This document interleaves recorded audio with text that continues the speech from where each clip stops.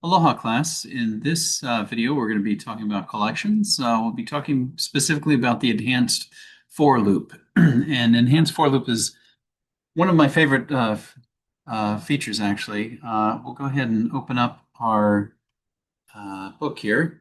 So the enhanced for loop simplifies when you're iterating through an array and doing things to it. So let's say you're traversing an array and you want to display every element of it. The enhanced for loop is going to help you out in that it's going to simplify your code. It's going to make it a little bit more less error prone. So it will prevent you from going out of bounds with your index arrays. So we're going to take a look at the participation activity here because it illustrates very well that concept. So when we're doing this enhanced for loop, also what they call the for each loop, what's going to happen is you're going to set up in your for loop the index itself that you're using as a new variable, and then you're going to use, first of all, you're going to declare it within your for parentheses. You're going to have your type. You're going to have your index variable, which is going to store the value of each value in that array. Then you're going to have a colon, and then you're going to have your iterable object, which is your collection, your array, something like that. So if you look in the code here, you'll see that we have a for loop. And in that for loop, we have a string, which is declaring what each value in that array is. And its player name is the temporary one, and team roster is the name of the array that we're using. So if you look up there, we've got array list of string called team roster. And then we're adding these different items in there. And then we're going to print it out afterwards. So if we go ahead and click on start, you'll see that it's going to iterate. Iterate means to go over one by one the items in each element in the array list.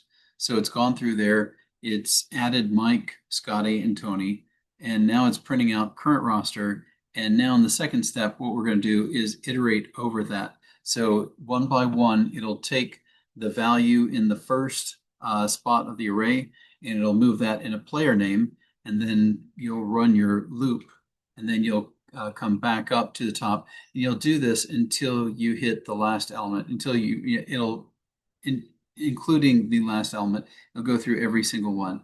So there's one thing if you're thinking about, how do I get, how can I possibly mess this up? So if you go and you try to do something like, if you were to maybe in here remove one of the elements as you're looping through them, you'll hit an error. And that error is called a concurrent modification exception. And that's just letting you know that while you're iterating over an iterable object, and the collection is an iterable object, as you're doing that, you remove something. So don't mess with the container or the collection that you're iterating over during the iterations. So if you've got an array set up and you're printing out each line, don't try to erase or remove something in there as you're going through there, because some people have tried doing that on the fly, and you'll get this error. You'll pop the concurrent concurrent modification exception. So be careful of that.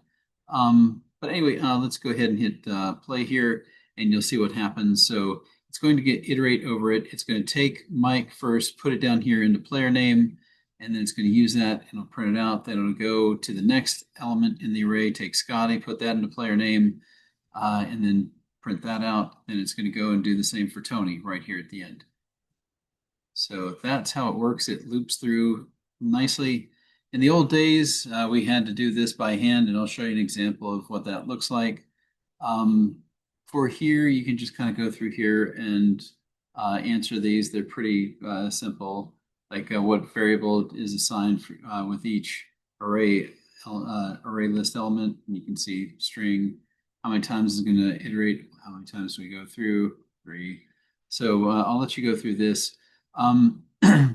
What the enhanced for loop gives us is, first of all, it's improved code readability. That's really nice.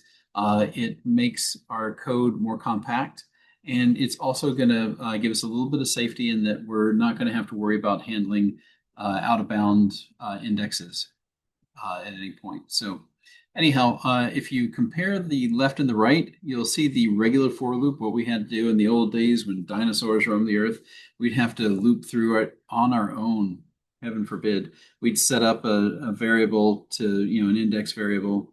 We'd name it something really archaic like I that wouldn't really have any meaning to anybody.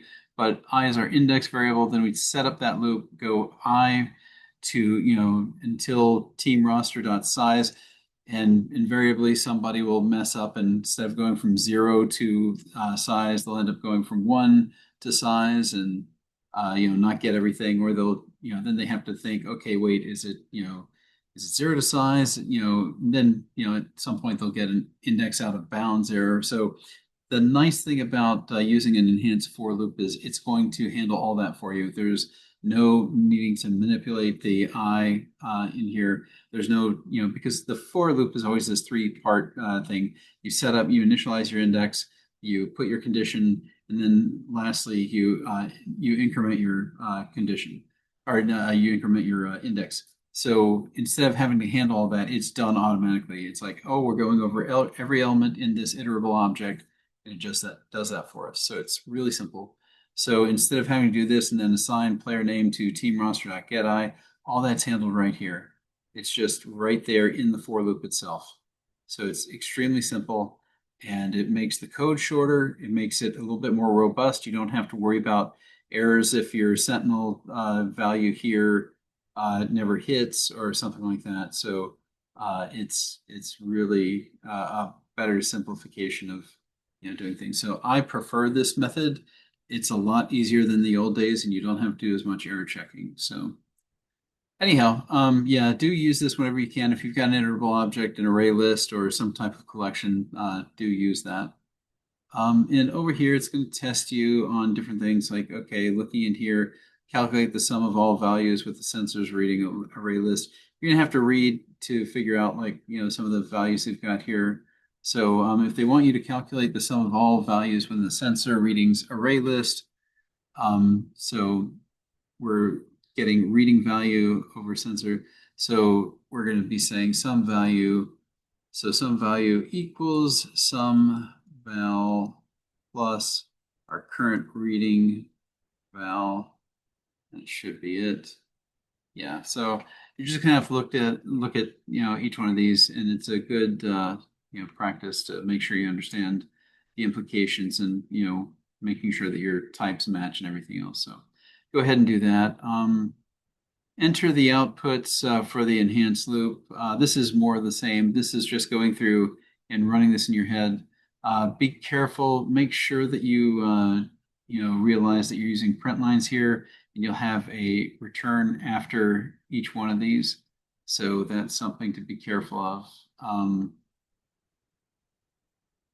Also down here, okay, in here you're going to have to write your own code. So you see here they're going to have you setting up your loop.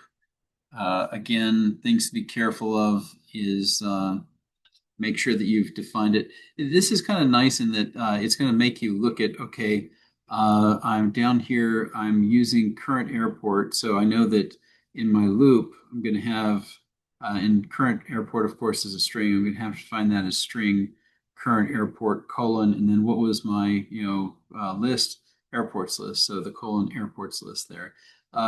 Do yourself a favor, just copy and paste these things into your code when you're going about it, so that you don't have any capitalization or spelling misses there. And then there's 3 parts of that.